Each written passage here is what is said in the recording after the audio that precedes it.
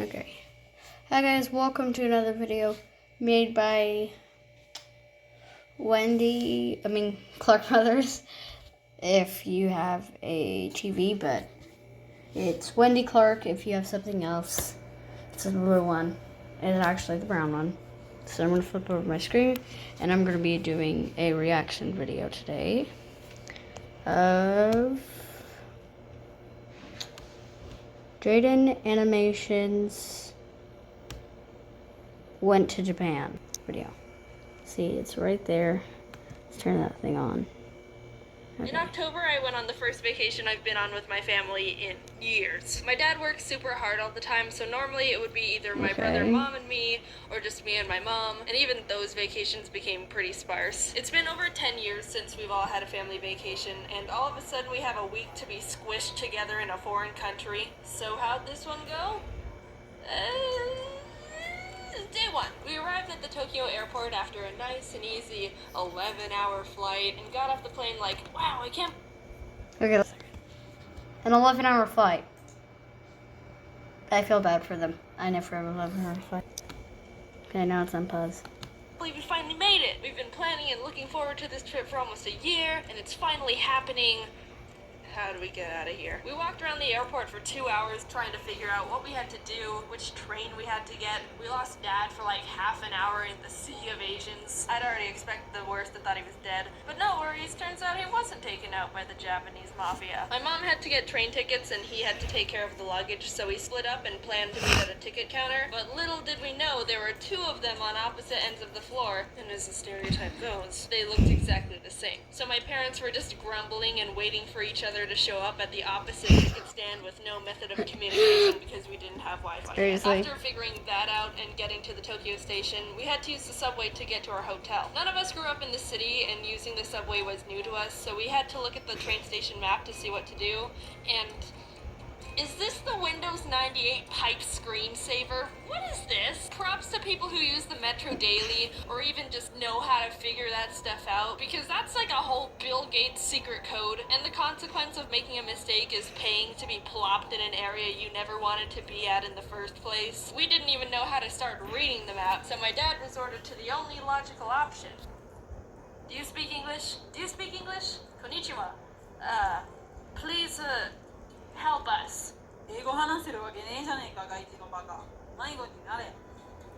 A good 90% of the time we were lost and not knowing where to go. So my dad would keep walking up to random Japanese people and trying to communicate with them in English, even though we were in a country that doesn't speak English. And when they obviously wouldn't understand, he would just try to say it all again, but slower. Like that was gonna make a difference. But we found a guy named Paul who helped us out. Thank you, Paul. Konnichiwa. Japan is super different from the States. I didn't really know what to expect, but my mom and I were super hyped after experiencing and learning about the culture. Dad and Jax, not so much, but they like the food. So here's what happened. First morning, woke up early to do a Tokyo bus tour. This time, after our best friend Paul taught us the ropes, we were experts at navigating the subway.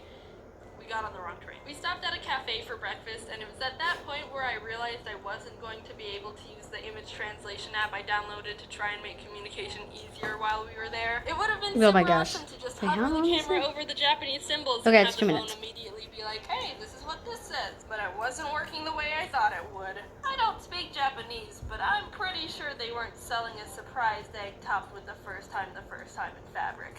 His wife. I don't think that's a thing. Who married an egg and why is she so surprised? The tour was fun. We went to a forest with some shrines, saw some sumo wrestlers, went up the Tokyo Tower. Pretty cool Asian stuff. Second day, we walked on Japan's big famous crosswalk that looks like the B-movie's traffic system. Pressed F for the dog that waited 9 years for his dead owner to return from the train station.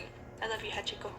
Went to a hedgehog cafe. Got on the wrong train. Mega Donuki! Spent way too much money at the Pokemon Center. Won nothing at a big arcade. And then collapsed into bed. I should probably slow things down a bit so you can really take in. Day whatever! Wrong train! Rice triangles! Tiny banana snack! My brother said it tasted weird. Walking tour! Oh god, my legs hurt! More noodles! Went to sleep. We had another bus tour around Kyoto, and one of the stops was this 1,000 golden statues temple that was really cool, and we learned about a bunch of gods. One of which I, a Pokemon master, already recognized since it was the inspiration behind Thundurus.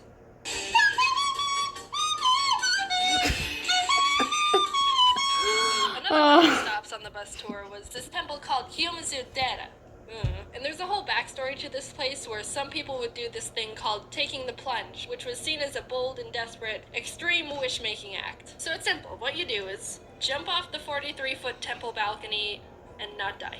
That's literally it. I'm not joking. In the Edo period, people believed that serious? if they put their lives in the hands of Kannon, the god of mercy, you'd be granted a wish, given you don't die, because he doesn't give wishes to corpses. During that time, 200 people jumped, and 85% of them survived, which I'd say is actually a pretty good ratio. One woman apparently even jumped twice. Hey, my wish didn't come true. Well, I guess I jump again. Well, I don't let you do that anymore. Which I think is fair, I guess. Anyway, that wasn't even where I was going with that place. There's this little shrine area at the foot of the temple with 3 waterfalls, each representing either longer life, wisdom, or love. And if you drink from one of them, it's believed that you'd be granted that particular category in life. But you only get 1 drink.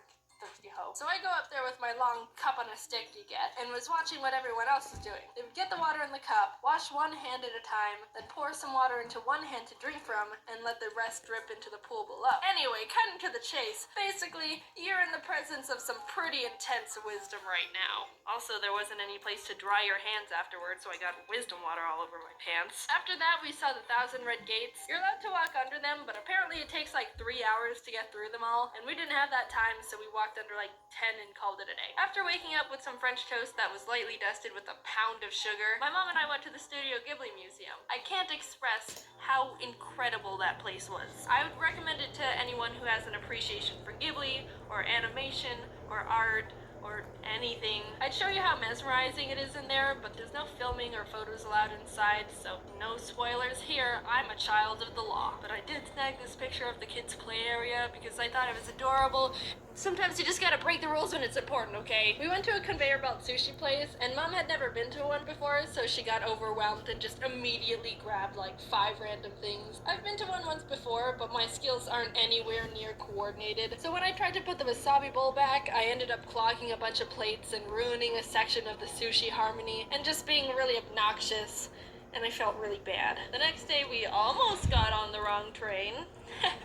The wisdom juice is kicking in. We went to this famous Sega arcade with 8 floors. That was immensely intimidating. You know how you go to an arcade and there's always some Asian kid who's an absolute god at a game, and there's a little crowd watching because it's so mesmerizing and we're all pathetic? This is their hive. This is the enlightenment mountain they climb for 80 years and consume nothing but tears of tigers. Car racing, combat games, even the children were getting spit out the womb playing like monks. Look at this guy. I don't know what game this is or the objective here, but the aura around him is screaming, "Leave here and never come back, unworthy rat." We were also introduced to this dance game I've never seen before called Dance Rush Stardom. It's like DDR, but with less arrows and 100% more late 90s Melbourne shuffling. My brother and I tried to play it, and it felt like the whole country was like, oh god, why are they here? They look Asian, but they're white as crackers. But we got a good kick out of it, so you know what, don't konnichiwa yourself. Then we left and got on the wrong train. For the last night, we went to this robot show, and let me tell you, this place is insane. So the main attractions of the place are these giant flashy robots and stuff. But I gotta talk about these drinks and light bulbs they were selling. They were crazy with all their blinking colors and such. It was like a little rave in a cup. Like, dude, who comes up with this stuff? Benjamin Franklin wishes he did, I'll tell you that. You got to choose from like 4 drink choices, but most of them were alcohol, so I got this peach juice instead. I'm legally allowed to drink now, but I'm not the biggest fan, and who knows how outrageous the drink would have looked if I was a bit tipsy. Anyway, definitely one of the most insane things. Oh, it's an ad. Grammarly can't teach you to dance, but it can help you make a great impression for free. Okay, I'll And class unpause. confidently, so you're